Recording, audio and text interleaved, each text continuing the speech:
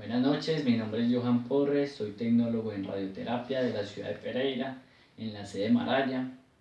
A continuación les voy a hacer un breve video para hablarles de los modelos atómicos que a través del tiempo han ido evolucionando y han habido diferentes teorías de diferentes científicos, ¿sí? Un modelo atómico es la representación gráfica y simbólica del átomo que permite describir la clase y el número de partículas fundamentales que los componen y explican la forma, cómo se comportan y organizan, ¿sí? A continuación vamos a ver algunos modelos propuestos a través de la historia que aportan para la estructura del átomo actual. La primera referencia del átomo la dio Demócrito, el filósofo griego, que lo consideró como la partícula más pequeña sin división de la materia. Las ideas surgieron por intuición, llegando a la conclusión de que el átomo era la partícula más pequeña de la materia, indivisible e indestructible, ¿sí? El segundo, luego llegó John Dalton, ¿sí? El científico británico que explicó unas leyes y que se consideraron la teoría atómica moderna. Con esta teoría se explicaron la ley de conservación de la masa, ley de la composición constante, ley de las proporciones múltiples. Dalton imaginó que los átomos eran como esferas compactas, con tamaños y masas diferentes. Dalton propuso tres postulados que dicen que los elementos están formados por partículas muy pequeñas llamadas átomos, los cuales son indestructibles e indivisibles. Todos los átomos de un elemento son iguales y poseen el mismo peso, mientras que los átomos de diferentes elementos, además de ser diferentes, tienen distintos pesos, y los átomos se unen en una relación sencilla para formar compuestos. Otra de las teorías fue de Joseph Thomson, ¿sí? Ahí la vemos. Al realizar un experimento con un tubo de rayos catódicos logró determinar la existencia de partículas negativas dentro del átomo. A estas partículas les llamó electrones, que son los que vemos ahí en la gráfica. Thomson pensó que como el átomo es neutro, debería de existir una parte positiva que contrarrestara las cargas negativas del electrón. Por eso su modelo considera el átomo como una esfera de materia positiva y a los electrones metidos en ella, ¿sí? Donde existen una serie de partículas negativas embebidas en un mar positivo. Este descubrimiento logró desechar el primer postulado de Dalton, ya que desde ese momento se considera que el átomo divisible. Thomson también logró demostrar la relación entre la masa y la carga del electrón, ¿sí? Otra de las teorías fue la de Ernest Rutherford, quien estudió la naturaleza de las radiaciones. Concluyó que se emiten tres rayos diferentes, alfa, beta y gamma.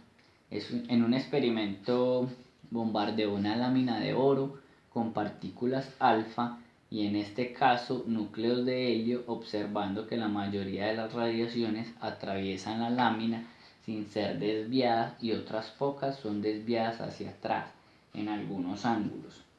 Rutherford llegó a las siguientes conclusiones.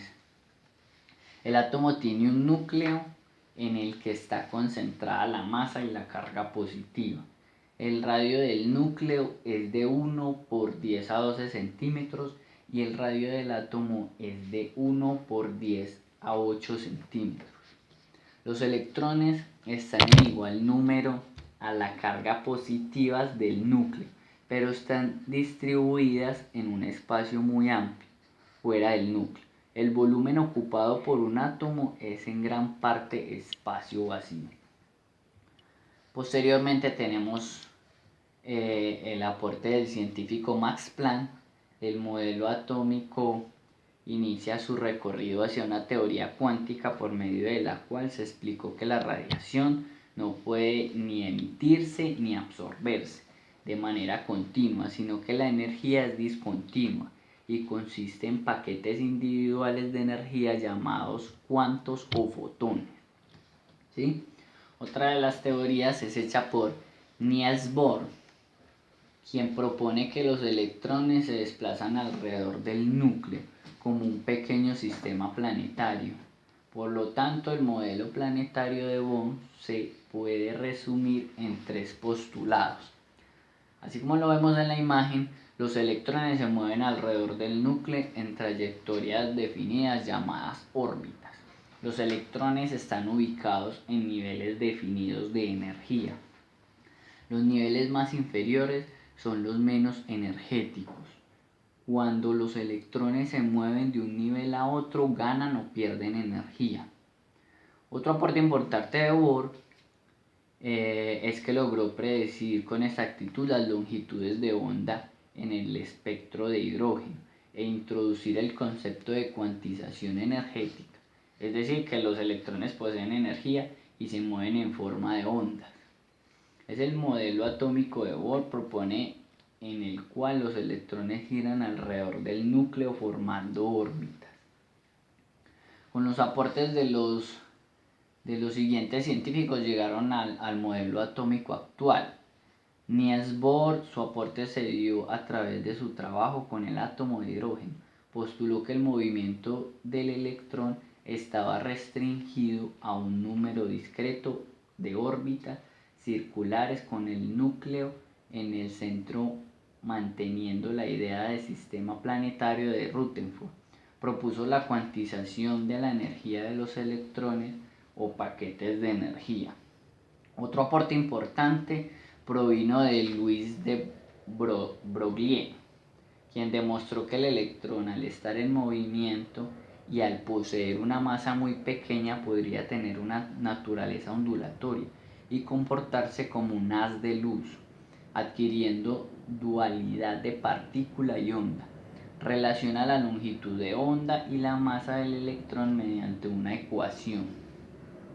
Otra de las teorías fue de Werner Heisenberg, físico alemán, quien propuso el principio de incertidumbre, que es la base de la mecánica cuántica actual y que establece que no es posible conocer al mismo tiempo la velocidad y la posición del electrón con suficiente precisión como para demostrar su trayectoria, o sea que no se puede determinar su recorrido. En el núcleo se ubican los protones y los neutrones y a su alrededor los electrones en la nube electrónica, con los niveles y subniveles de energía.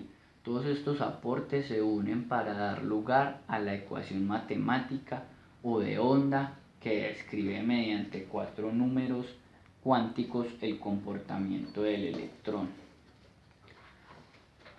La otra teoría fue de Schrödinger, es quien propone el modelo atómico actual, y él se apoyó en las conclusiones de Bohr, de Broglie y de Heisenberg. Este modelo también es conocido como el modelo cuántico ondulatorio o mecánica cuántica. Con esto hemos terminado el video, una pequeña explicación de lo que fueron en la historia los modelos atómicos. Muchas gracias.